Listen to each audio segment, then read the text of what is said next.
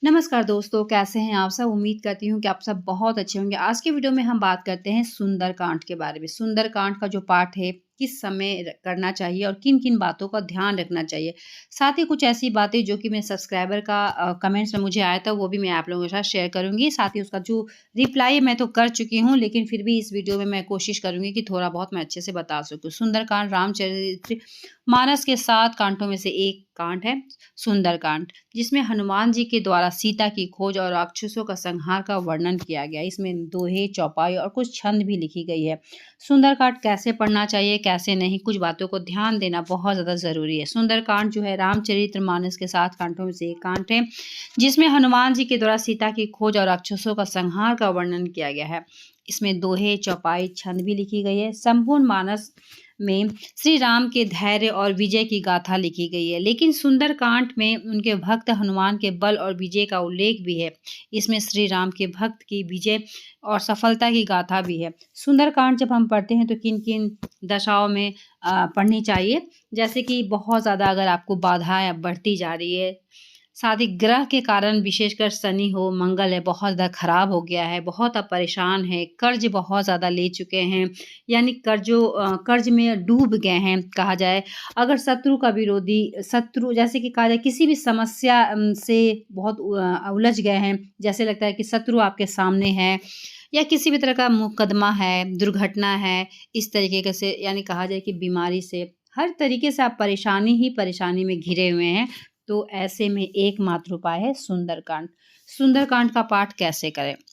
इसका पाठ जो है मंगलवार और शनिवार को करना बहुत ही शुभ माना जाता है। जब भी ये पाठ करते हैं तो कुछ बातों को ध्यान ज़रूर रखें। सबसे पहले तो आपको घी का दीपक जलाना चाहिए, लाल पुष्प है, भोग है, ये सब आप ज़रूर लगाएँ। इसके पहले आप राम का स्मरण करें। सबसे पहले तो राम जी का ही स्मरण करना चाहिए, फिर हनुमान जी को प्रणाम करके सुंदरकांड पढ़ना चाहिए।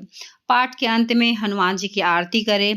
पूजा समाप्ति के बाद जो प्रसाद है, वो घर में जो परिवार है उनके साथ आप उनको बाँटें। सुंदरकांड पढ़ते समय किन-किन बातों का सावधानी आपको रखना चाहिए। सबसे पहले तो ये समझ लें कि जब भी आप सुंदरकांड पढ़ते हैं, तो सात्विक आहार ज़रूर लें। लहसुन, प्याज़ खाकर, किसी भी तरह से नॉन-वेज वगैरह खाकर आपको सुंदरकांड नहीं पढ़ना है।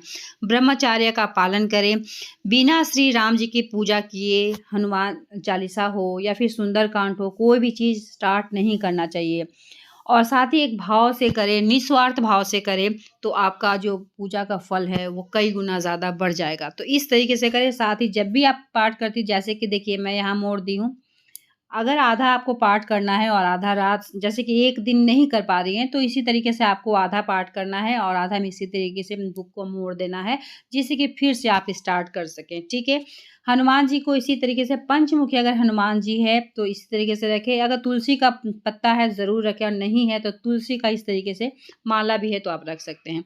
जहाँ पर आप बुक को यानी जो पन्ना को मोड़े थे, वापस आपको उसी साइड से स्टार्ट करना है।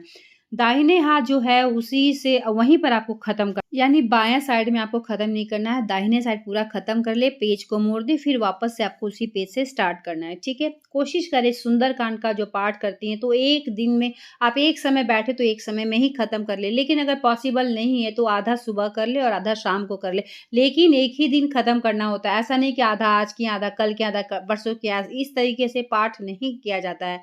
जिस तरह हनुमान चालीसा आप एक ही बार में पढ़ लेते हैं, उसी तरीके से सुंदरकांड भी इसी तरीके से पढ़ना होता है। तो इन सब बातों को ध्यान रखें, लेकिन सुंदरकांड अगर पढ़ती हैं तो बहुत तरीके से घर में बरकत होगा, सुख समृद्धि होगा। चाहे वो आप किसी भी तरीके से करते हैं, पति, पुत्र, घर परिवार, किसी के लिए भी बहुत ही अच्छा माना जाता है। तो सुंदरकांड का जो बुक है, वो कहीं भी मिल जाएगा। पूजा की दुकान में भी अगर आप कहिएगा कि सुंदरकांड आपको खरीद लेना है, तो वो आपको मिल जाएगा। सुंदरकांड का एक छोटा-सा पतला-सा बुक आता है। तो सुंदरकांड कैसे पढ़ना चाहिए, कैसा नियम होता है पाठ करते समय, क्या-क्या नियम है, हर एक चीज़ के बारे में मैं वीडियोज़ डालती हूँ, बताती हूँ, जिससे आपको किसी भी तरह का कोई भी दिक्कत ना हो। तो उम्मीद करती हूँ कि इससे भी कहीं न कहीं आपको लाभ ज़रूर मिलेगा। फिर भी कोई सवाल होगा नीचे कमेंट बॉक्स में ज़रूर बताएँ। मिलते हैं एक नई वीडियो के साथ, तब तक के लिए धन्यवाद।